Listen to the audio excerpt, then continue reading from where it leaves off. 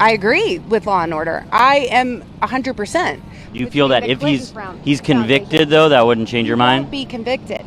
But if he was. But he won't. I don't think there's anything Trump's done wrong. Wait a minute. Why are you forcing your lifestyle over on me? Who's forcing you to be gay?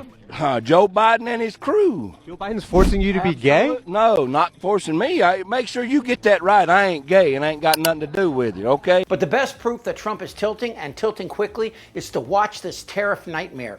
Trump truly thought that the world would kneel before him, that countries from Canada to Cambodia would welcome his attack on their economy and their way of life, the same way that women should welcome his assaults. I'm going to do it whether the women like it or not. Trump actually denied he raped Jean Carroll because he said she wasn't my type. He fucking said that. How weird was that? But the pushback on the tariffs are coming from everywhere, and Trump is acting as you might expect, threatening everyone from Obama to 60 Minutes for daring to disparage him.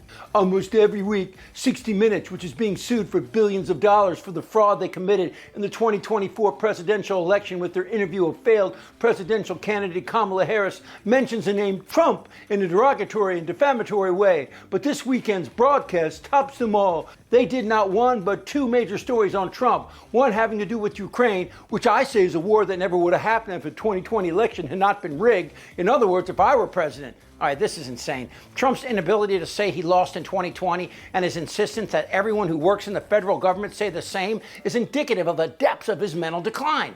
And my stupid people. I'm so honored to be suing 60 Minutes, CBS Fake News, and Paramount over their fraudulent, beyond recognition reporting. They should lose their license. Hopefully the Federal Communications Commission, FCC, will impose the maximum fines and punishment, which is substantial for their unlawful and illegal behavior. Trump is even refusing access to his press conferences to the Associated Press over the AP's refusal to call the Gulf of Mexico the Gulf of America. The real push here for sane Americans, and now the world, is how dangerous is it to have a president with such severe cognitive decline? And finally, when we hear from politicians and pundits how we need to accept the thoughts and feelings of Trump supporters as simply differing political views, I say, well, go f*** yourself. And that's because his supporters, after 10 years of allowing Trump to attack the weak and vulnerable, all the while lying and destabilizing whatever we have left of this democratic republic, if you still support him, then your hate and sickness is the greater problem. We need every voter. I don't care about you. I just want your vote. I don't care. He's mentally ill,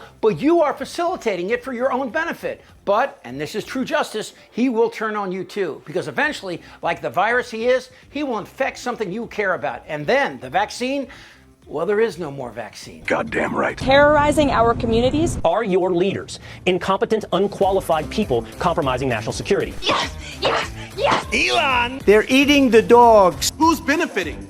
What billionaire just got richer? They had what?